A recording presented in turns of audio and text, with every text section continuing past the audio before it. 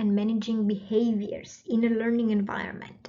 So this is where we dig even deeper, because this unit aims to help you understand how to manage the behaviors that could occur during a group training session, for instance, or in class, and how to remain compliant with the legislation, with the organizational procedures as well. It will also look into how you could promote behaviors that actually contribute to creating a purposeful learning environment, how you could manage disruptive behaviors such as bullying or other disruptive behaviors that could be observed in class or at a training session. And also you will be encouraged to evaluate your own practice in how well you manage those behaviors as well. So let's look into Unit 7 in more detail. We are going to look into some of the factors that are influencing, that influence the behavior of our learners.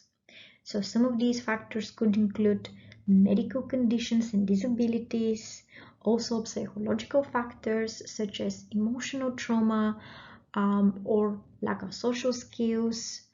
We could also have disabilities that are physical, mental, or emotional disabilities, and we should be aware of those because they could impact the behavior of our learners. Also, cultural factors. We're going to look at some of the dynamics that could occur that are of negative nature, such as bullying, for instance, and how our own facilitation style and behavior could impact the learning environment and the behaviors within the learning environment as well, because the way we facilitate our approach has a huge impact together with other factors. Also, it is important to take into consideration certain environmental influences. That could be, for instance, simple things like the room temperature or the noise within the classroom or the room facilities, because all of these factors influence how our learners behave, but also how focused they remain on what we are teaching or on what we are delivering as training. So we're going to look at those, and of course, again, coming back to legislation, we're going to look at the legislation requirements to managing a learner's behavior. There could be certain rules and practices, certain policies that are related to how we should be managing different difficult conversations, for instance, or how we should be delivering feedback, apart from the feedback sandwich approach, which is just an approach, but there could be policies and procedures that we should be adhering to as practitioners. To give you an example, every organization has a code of conduct, a code of ethics, and we must be aware of what our internal policies and procedures state in order for us to be compliant when we are managing learners' behavior. Also, again, we should be compliant with external legislation. And to give you an example here, there is a guide, there are many guides that state how behaviors should be handled or cannot be handled on the gov.co.uk, which is the government of United Kingdom. That's their website. And just to give you an example here, there is a handout available to serve as a guide to teachers, and that handout is called Behavior and Discipline in Schools. So governments actually do provide guidance as well on how we should be handling behavior in the classroom or in a learning environment, as well as our own policies and procedures that are internal. So we're going to look into that in a much greater detail in the sessions that are part of Unit 7. Again, coming back to your own role in managing behaviors, we're going to look into your facilitation style, whether you are adapting to the different learning styles, and what is your innate natural facilitation style, whether you use a sense of humor, for instance. So there are a lot of aspects of your personal facilitation style that will play a key role in the whole dynamic and how the group or participants behave and react to your facilitation style as well. So we're going to discuss that. We're also going to talk about the various learning styles. Again, I know, but this is something that is important, as we need to be taking those into consideration in order to engage our learners effectively. We're also going to think about whether we are aware of any issues or personal challenges that could impact learners.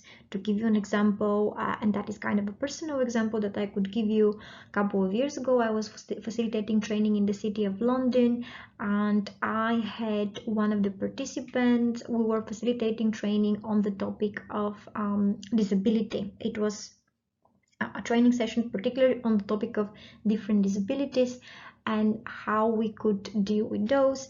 And one of the attendees burst into tears, in the middle of the training. So to cut the story a little bit, not to go into too much detail, a relative of theirs had had an incident, and they had suffered a temporary disability, and that had made the participant very sensitive to the content. But as a training facilitator, I was not aware of this, so I had to find a way to manage it in the middle of delivering training, and ensure that the actual attendee was kind of supported in feeling calmer, and then kind of included in the learning experience rather than ignored or asked to leave, for instance. This is just a personal example to kind of prepare you, to kind of get you to start thinking about some of the things that